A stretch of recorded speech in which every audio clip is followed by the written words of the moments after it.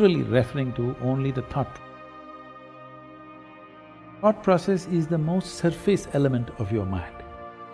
I think because of European thought, we have given too much significance to the thought. In the yogic science, we do not attach any importance to what you're thinking about or feeling right now, because what can you think? Only the data that you have collected, you're recycling it, it's of no great consequence. Whatever is in the surface of your mind keeps rolling, that is not of any consequence. What you're thinking and feeling right now is very surface of mind. There are deeper dimensions of the mind. In Sanskrit language, there are many words to describe the different states of mind.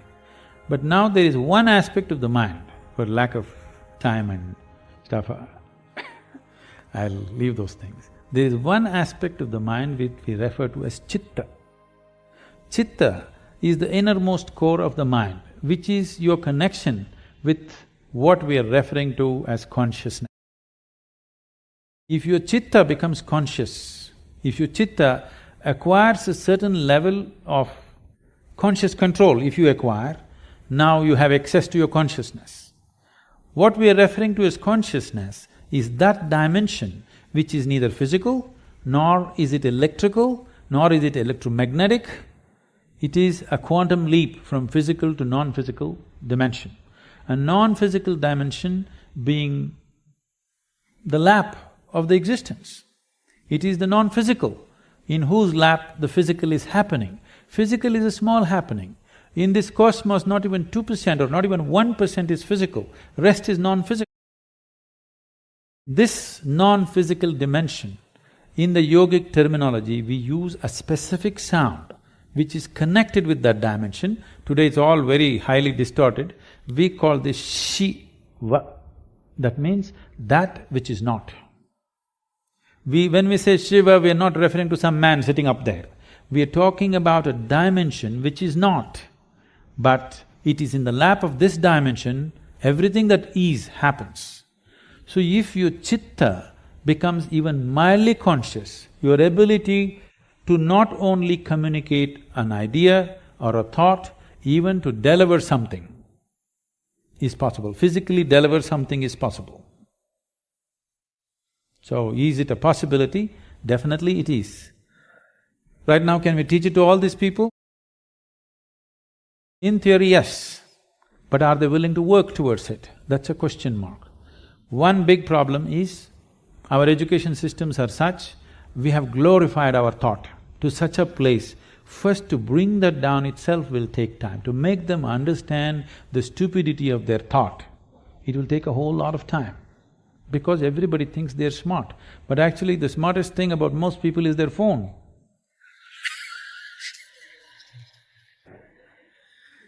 Because your thought process is just an outcome of the limited data that you have gathered. It doesn't matter if I've read the libraries of the world, still it is too limited compared to what it is, what the creation is. With all the scientific development, we still do not know how a leaf really works. We do not know how a single atom in its entirety we do not know with all the scientific exploration. So that should be humbling enough for everybody to know that we know how to use things, but we do not know what it is. It will take lifetime of attention to even grasp the fundamentals of what it is. So if people are willing to first of all understand, like the whims of their heart, you just dismissed as dumb, okay? If they also understand the so-called smartness of their thought process and emotion is quite dumb, now it becomes easy. It becomes easy to train people that communication it's not like, now I want to generate this thought and give it to you, not like that. Things will happen to you before you think. What is best for you will simply happen to you even before you articulate in your mind. You don't have to ever think what you want to become, how you want to be. Life will just arrange itself. An intelligence beyond what you can contain in this bone box starts working for you, and it'll work. You heard of Ramanujam and others just opened a window with their Devi, and he becomes that kind of a mathematician, which is, even today after 1 century, they're still trying to figure out what he said. And the mathematical calculations that he gave is the backbone for describing the black holes in the universe. When he was there was no word called black hole, nobody knew there is such a thing. When we say black hole, what we are talking about is the curve of time and gravity, which is something modern science is battling with. He made mathematical background for that. As the curve increases, what is in existence, physical existence, becomes non-existence. So this is what it is when we say yoga. You reduce the curve in such a way that what is largely physical becomes non-physical. Once it's non-physical, time and space is not an issue. Once time and space is not an issue, communication is simply there. About 20 years ago, Sadhguru, I received a check for 1 lakh rupee from a retired major from Indian Army. He just gave his name, he refused to, he didn't give his address. And he wrote a small note stating that the money I am giving you is too small for the path you have chosen. But God has His own mysterious ways of giving you the rest. It had a tremendous impact in what I thought, what I wanted to do.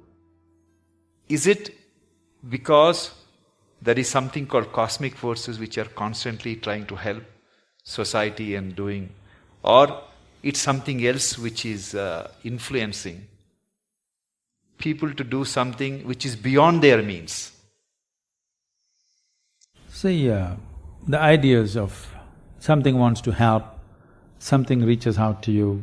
I happened to be about 4 weeks ago, I was in Los Angeles and I was staying with some people there. And the bedroom was full of books, so I just picked up one of these books and so on. The author is saying, the core of the universe is love.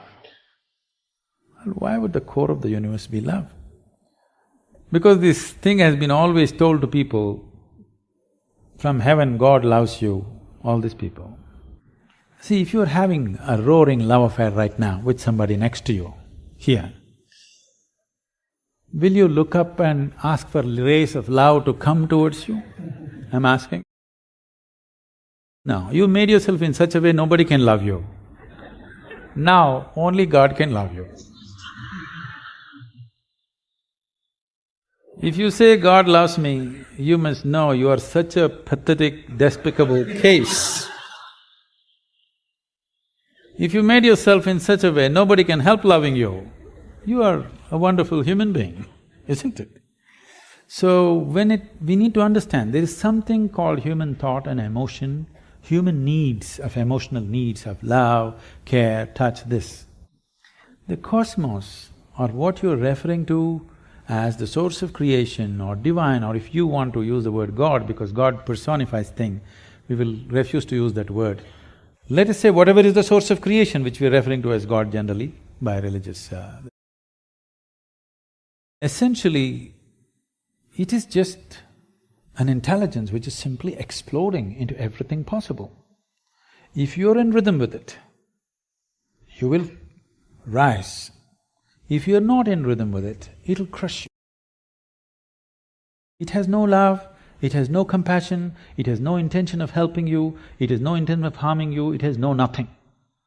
If you understand the forces and ride it, you have a fantastic life. If you do not understand, it'll crush you. You've seen people doing surfboarding on the waves in the ocean. It is such a magical thing, just riding the waves. But if you don't do it right, if you go into the waves, it's like being in a concrete mixer, it'll just do that and it'll kill you. So one rides the wave, another gets crushed by the wave, that is all that's happening. The rest is all human interpretations. This is the first thing we have to stop, that we do not extend our thought and emotion to the existence. This is relevant between you and me. This is relevant between you and your family members. You love them, I love you, you love me, all this fine. Don't look up at the sky and say, I love you. It will not say, I love you back, because it has no such need. It's pure existence. This is what you have to become. If you sit here, you are a complete existence by yourself. This is a full-fledged life. It does not need anything from anybody. It has everything. It is connected with everything in the universe. It does not need anything. But we want to play our games, okay, we can do all this stuff, but you need to understand right now, we are trying to extend our compulsions to the whole creation. It doesn't work like that. Existence is not trying to help you. You may be in tune with it, bingo, you are. Whether you got in tune with it consciously or unconsciously, somehow you got in tune. That's why Shankara said, yogaratova bhogaratova. That means somehow you do it, I don't care. Your Shankara, Adi Shankara went to the extent of somehow you do it. You get it, man, that's important. How you get it, who cares?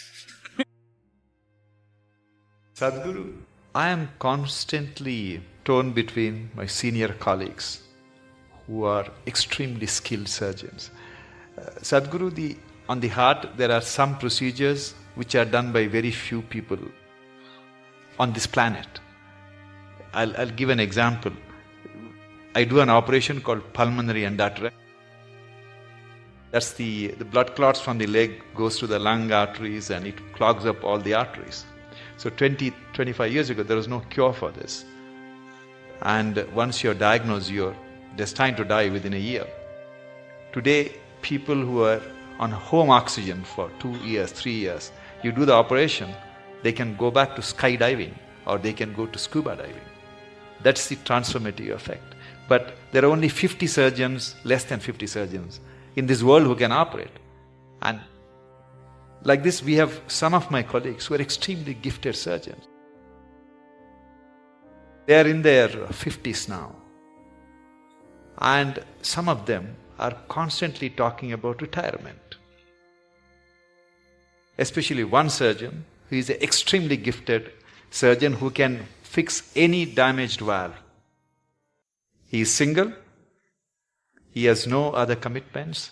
Every other day he talks about going to Benares or somewhere and retire, and I keep telling him that God didn't create him to retire and meditate. He has to be fixing all these problems.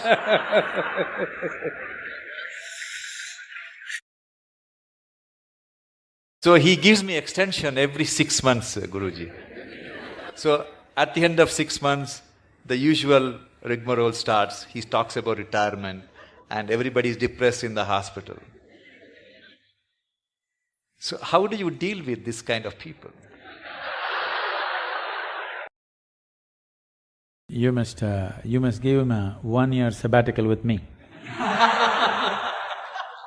Yes, because the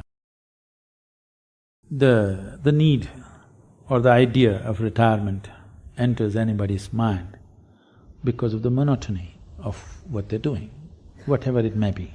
Somebody else may think it's a great thing, but in your experience, somewhere it's becoming monotonous or stagnant. Stagnation is one thing that human intelligence and human system cannot take, and most of the ailments are because of stagnation of life. They may be getting their, once in 3 years promotion, they may be making a little more money, all these things may be happening. But somewhere experientially there is a stagnation, which could be a major cause for many of the complex ailments that people manufacture within their systems. The more complex they get, you try to create more talented surgeons. I'm saying we are manufacturing the problems, we are trying to manufacture a solution. I think as we offer solutions, people who have already gotten into problems, they need solution. But it's very important that we teach people how not to create these problems, so that instead of 50, you have to produce 5,000 expert surgeons to attend to all these people who are on self-help to illness. I would say a surgeon who has a certain competence and who has worked through his life, if he wants to explore something of his own nature, that would be the greatest thing to do, because he's not a man without commitment, not competence.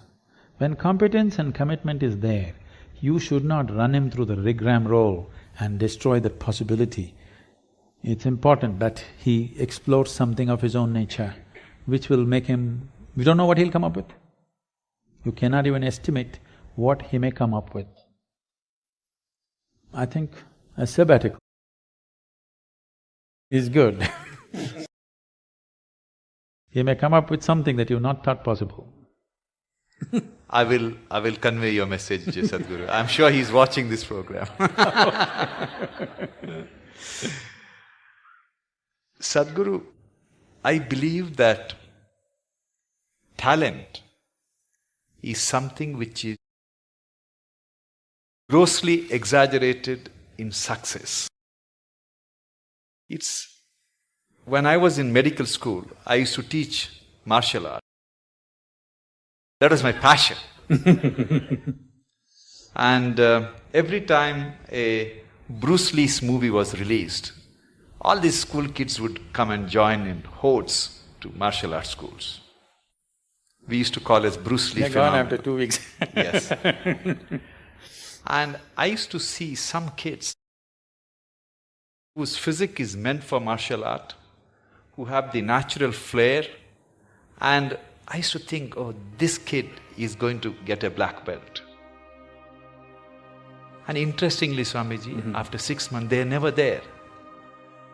The guys who go up to the black belt and, do something very good in martial art are the ones joined the school without any skills, without any talent, who worked very, very hard. For everything they had to sweat it out.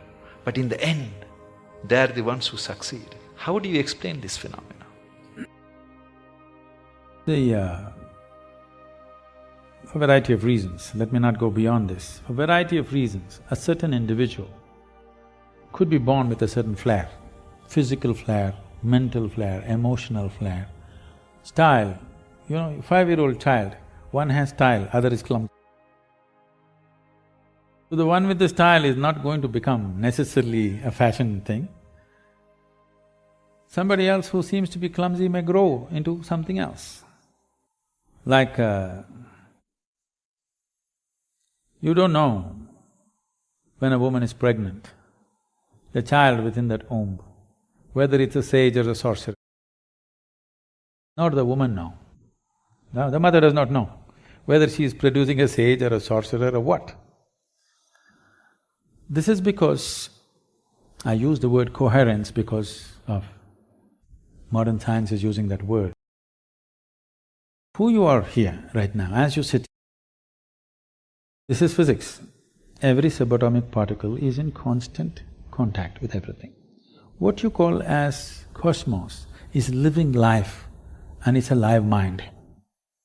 You have captured only one small part of it. If you work with only that one small part of what you have captured, both as life and as intelligence, you will function at a certain level. If you apply yourself to break the barriers of your limitations that you've set for yourself, then there is an intelligence beyond anybody's understanding, beyond anybody's estimate, which is available to you. Once this is available to you, people think you're superhuman. No, this is not about being superhuman. This is about realizing that being human is super. The immensity of being human has not been realized. So we are always making a kind of a mathematical calculation. Okay, if this person has this much IQ, maybe this is what he will become. This is what Newton's law, that everything that moves on this planet works to a mathematical precision or a geometric precision. That is, if you take a pendulum, the length of the pendulum will decide how it will swing. If you take a projectile, depending upon its mass, velocity and the trajectory, it will go to a certain place. That is not how the cosmos is working, because what you think is physical and not physical is all mixed up within this human being. The physical self, the psychological self, the emotional self, and who you call as myself, the life within you, the fundamental life process, these are all different dimensions. And the innermost core of who you are, which Because all the other words are corrupted, I'll use the word life or just you, what you call as me.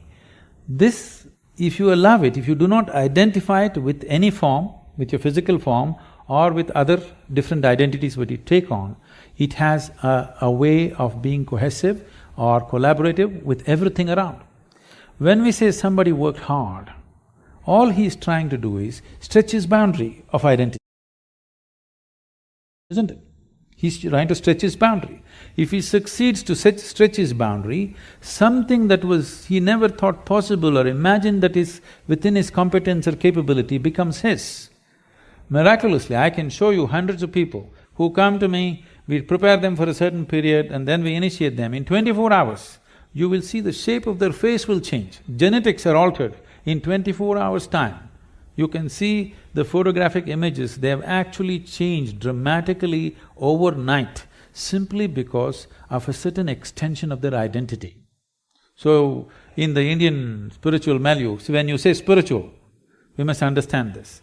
This is not about looking up or looking down. When we say spiritual, we are talking about transcending the limitations of physical. So right now, the physical is here as if it's a solid entity in people's experience.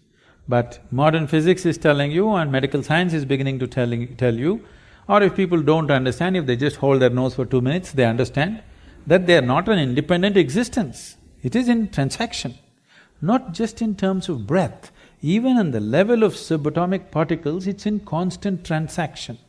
If this transaction becomes even minutely conscious, suddenly you have immense capabilities that you never thought were possible. Biological identity is the most limiting identity that you have because it limits to the area of your body. Now when you strive, you break this. It doesn't matter in what way you strive. Most people strive in unconscious, unscientific, simply out of striving, they do things. But there are ways to strive scientifically in a proper way. There are tools to strive with specific direction to break the limitations of who we are. If you break this boundary, the subatomic particles are transacting, the intelligence is transacting, only you're missing the whole game. If you don't miss the game, if you are in the game of life, not in the game of thoughts and emotions, you're in the game of life, suddenly just about anything you want you can do, not this or that. I'm saying anything a human being can do, simply if he breaks his barriers. And these barriers are many levels, but the most fundamental thing is the identity.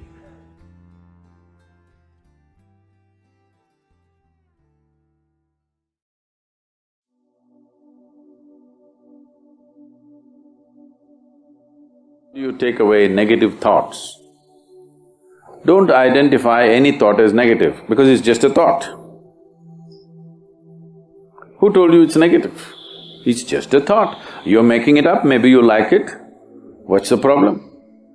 If you understand it's just a thought, it has no power. If you think it's a reality, then it destroys you. It's just a thought, isn't it? Is it true that you made up the thought?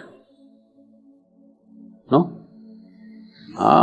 You're having doubts about it because you are not thinking, you have a mental diarrhea happening.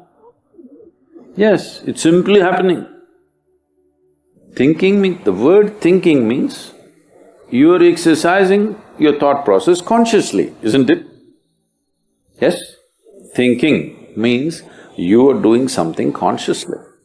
Right now this is in a state of mental diarrhea, it's just pouring all the time. Now, what is negative about it, what is positive about it? What is negative is, it's happening unconsciously, that is what is negative, not the content.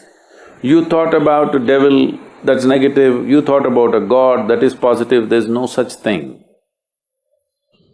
The most negative thing that's happening right now is it's happening unconsciously. That is what is negative about it. And a whole lot of people have destroyed themselves trying to stop those thoughts that they think are negative. And they try to fight them in so many different ways. You create these things and then you fight them. It's your thought. You must be able to throw it and roll it back whenever you want, isn't it? You must be able to roll it out and roll it in as you want. But right now, your own ghosts have become so big that you want to fight them. If you win, you're really lost. Because something that is not true, if you fight and win it, you have really lost it, isn't it? So there is no such thing as negative and positive thought. Either it's a conscious thought or it's a diarrhea. So, how to stop this? See, suppose you are having diarrhea, physical diarrhea. First thing to do is, every other treatment is next. First thing to do is, stop eating bad food. Something caused diarrhea, first thing is stop eating bad food, whatever caused this, stop that. This is the first thing you must do. Right now the bad food is just this. You identified yourself with something that you are not. Now you can't stop your thought process, do what you want. You do any mantra you want, think of any god you want, do whatever the hell you want. The moment you identify yourself with something that you're not, you cannot stop your mind.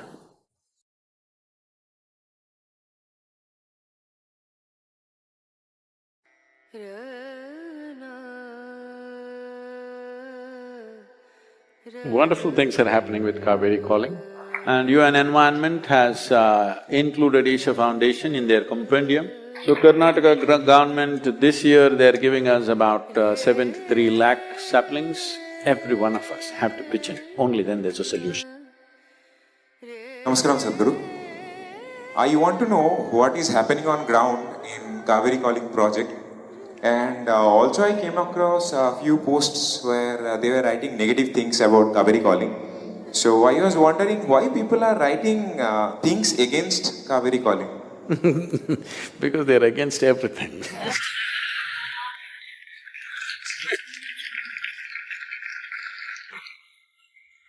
Well, what's happening with Kaveri Calling? Wonderful things are happening with Kaveri Calling.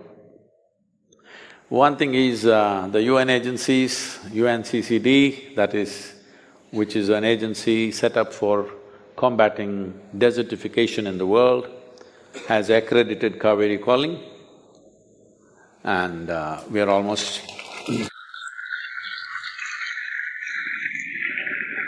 we will be working with them in partnership in various aspects. And most probably the chief of UNCCD will be participating in one of our events shortly. We had some conversations in Bonn, you might have seen those things. And UNCCC, which is combating climate change, also is now associating themselves with us because they see this is the best solution for mitigation of climate change aspects. And UN Environment has included Isha Foundation in their compendium, which is not a small thing.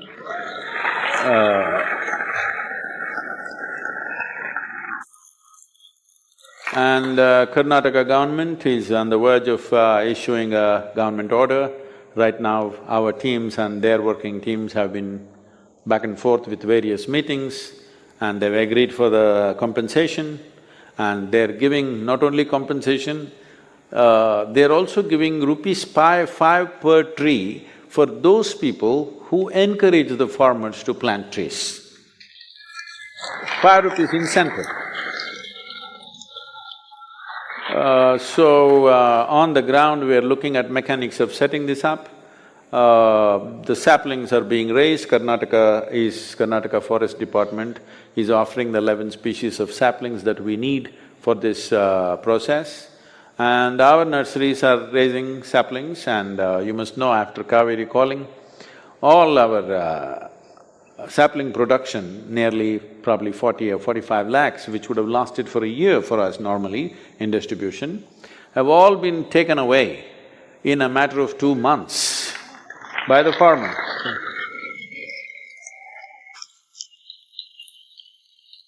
So Karnataka government, this year they are giving us about 73 lakh saplings grown according to our prescription and need.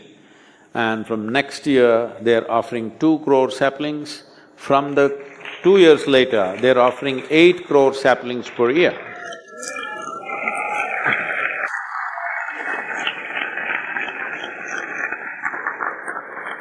Similar negotiations are going on in Tamil Nadu. On the ground, we are setting up, local youth to incentivize them and give them this possibility that they can encourage farmers to plant trees and they will get these incentives that the government is offering. We are just a facilitating agency, we are just trying to put everything together. On the ground, the farmers will do it, the government is providing everything. Thanks to all our volunteers and our panel members and our Rally for Rivers board, and of course the Environment Ministry and the Water Resources Ministry, all of them have pitched in, and above all the UN agencies have pitched in, which is giving it a whole new dimension. I would say in a matter of September, October, November, that's it. In 2.5 months' time, it's fantastic, can't be better. So about people saying something, it's dog's pleasure to bark, what?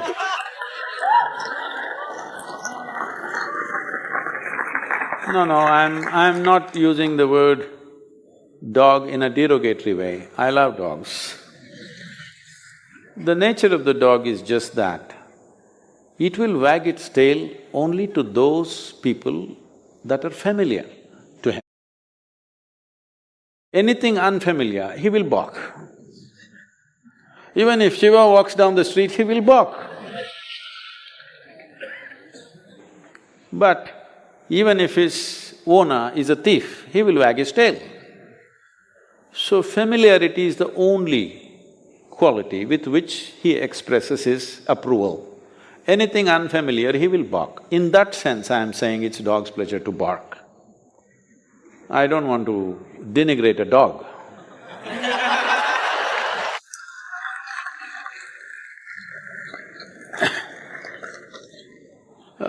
This is not to speak against anybody, it is just that unfortunately, there are a whole lot of people who have invested in problems. I think they fear that a solution is coming. They fear that. I would like to convert them into a solution, even those people, it doesn't matter, after all they're human beings. It's okay, I'm not really… But I would like these people, if we're doing something wrong, they show us the lacuna in the project, that would be fantastic. They're not doing that, they're simply deriding us, which is meaningless, we just discard that.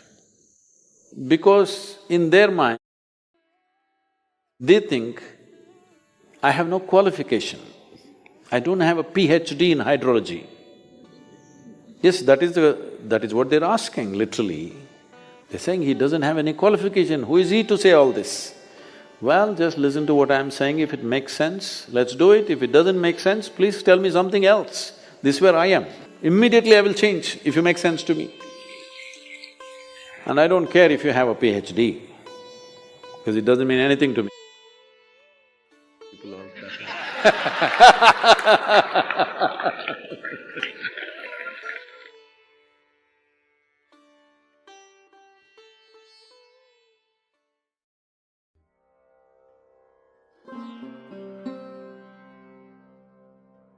Thousands of years ago, when Adiyogi looked at or transmitted the tools of transformation, which got labeled as yoga. When this was transmitted, Adiyogi firmly believed that one day the entire world will take to it. There are scraps of information here and there of him talking about how Every human being someday will evolve to take on to some tools of yoga. When they asked, why so many? Do we need so many? 1, 2, 3 would be enough. Why do we need so many? He said, the entire world will take to it, so many are needed. Not everybody will like the same thing. Somebody would like to do it this way, somebody would like to do it that way. So, all these are needed. The initial teachers or the first teachers of this science, the Saptarishis, obviously expressed doubt. We have not even seen those people, we don't know who they are. In strange lands, we don't know what kind they are. Will they all take to this? He said, your business is to plant the seeds. One seed and turn the earth green, entire earth green. It has the potency. Your business is to keep the potency of the seed. When the weather is right, it will turn green. By the end of May, those of you who lived through May here, you are beginning to think the end of the world is coming. It was beginning it's beginning to feel like everything is going to wilt and die in this heat. When the weather changes, everything bursts back into life. Every time the seasons happen, it's like this. In temperate climates, it's far more dramatic. In the winter months, if you look out, it looks like end of the world. Looks like if you don't know, seasons change. And if you look around, you think the world is going to come to an end. Not a single leaf, not a spot of green, everything has gone. But as the ice melts and spring comes on, life bursts forth. So Adiyogi said, your business is not to teach yoga to everybody. Your business is to keep the potency of the seed.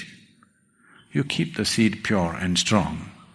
When the weather is right, it will happen. I think the weather is getting right for yoga in many ways. For the first time, the entire world at least knows the word yoga. Whether they're yet practicing or not, they know there is something like this. Has everybody taken to yoga? Not yet. But as the weather gets right, if we keep the purity of the seed, it's bound to sprout. If you create any tension, either in the body or in the mind, you don't need another enemy in your life.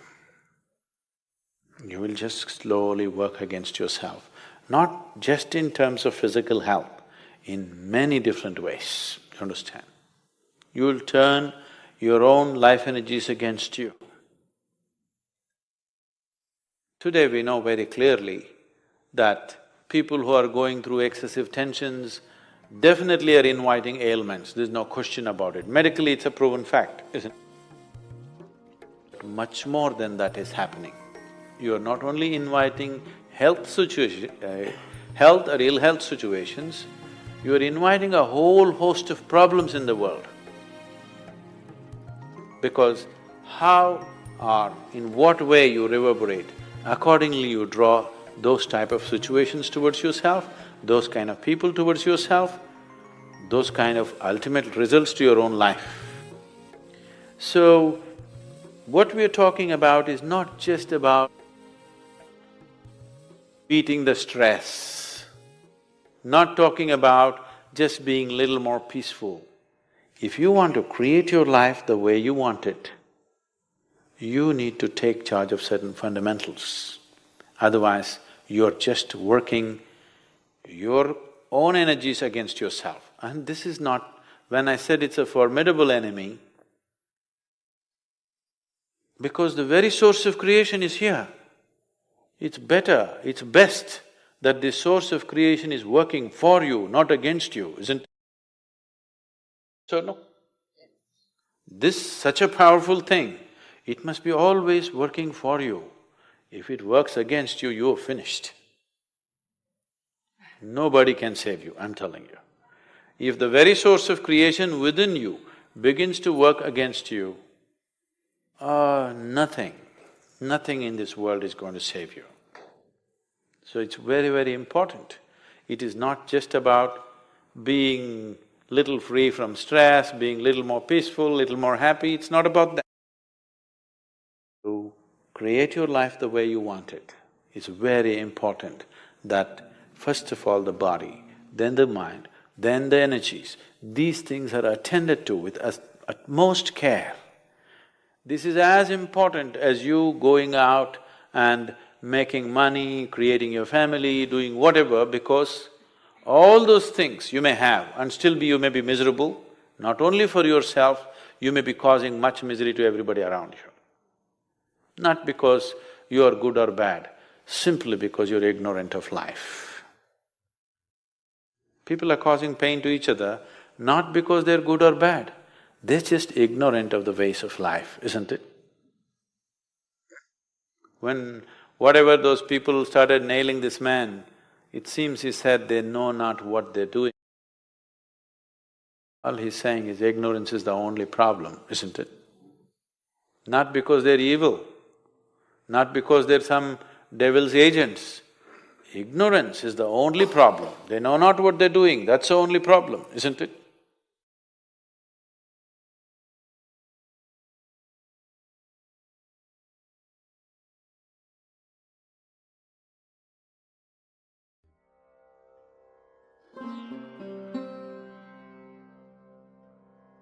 As soldiers, you know, your ability to dominate the border does not depend on just your physical strength, but what kind of weaponry, what kind of tools you have, accordingly that much dominance. The first tool that we have in our hands is our own body, our own mind, our own energy.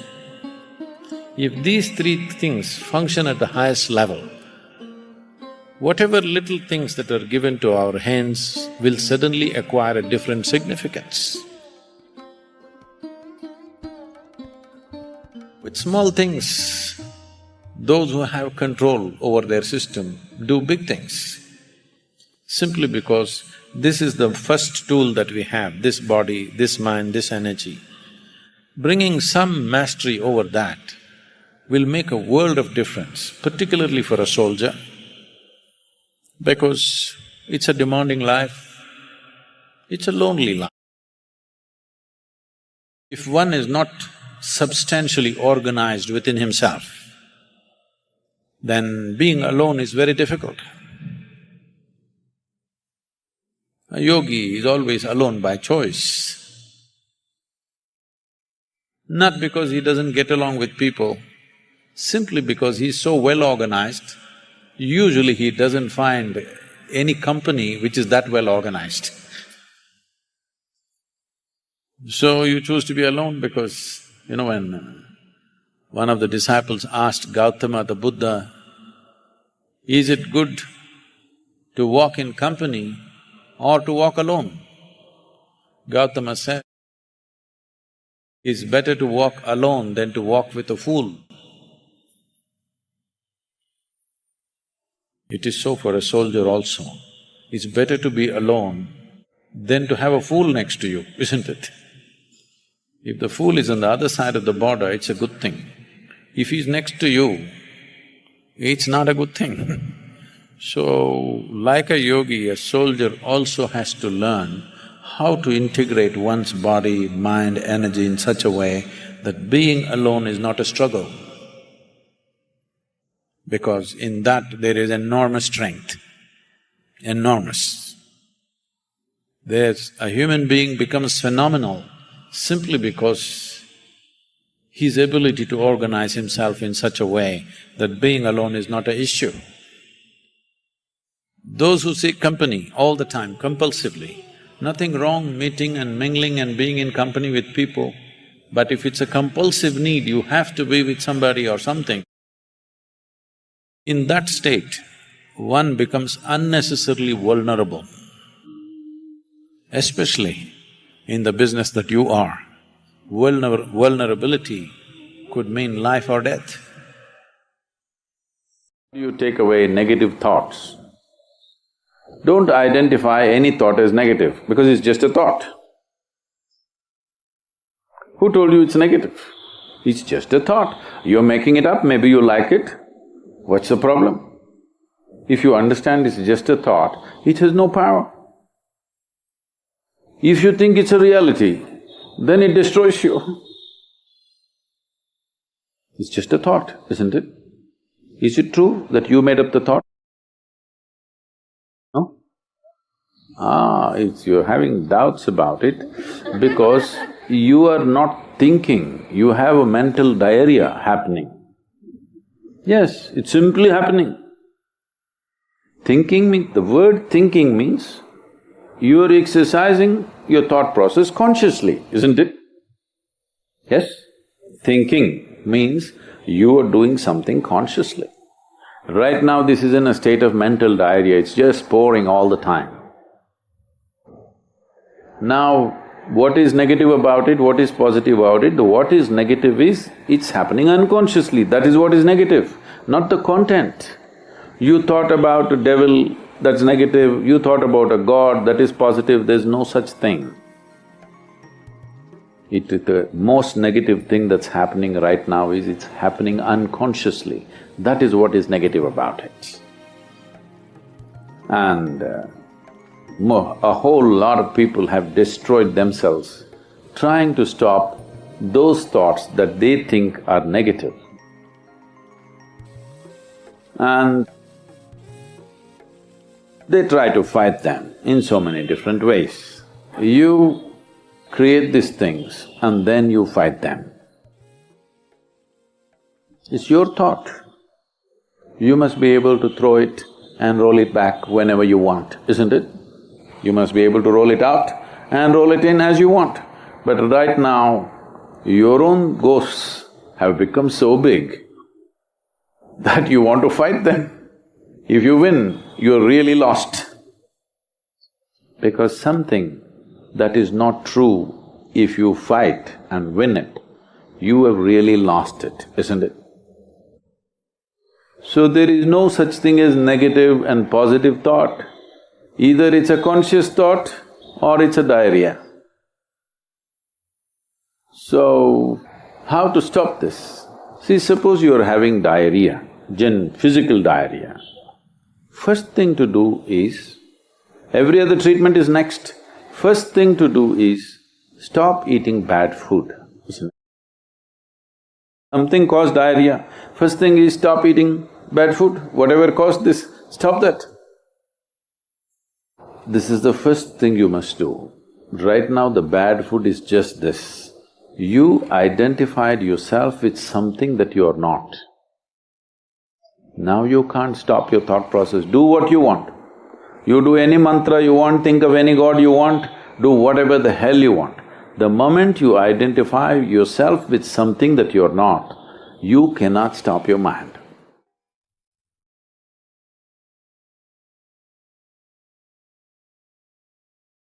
If you made it this far, it's because something spoke to you on some level. Let us know where you're watching from, subscribe to the channel, check out the links in the description for more reflections. Because honestly, very few people make it to the end. Thanks, big hug, and see you in the next video.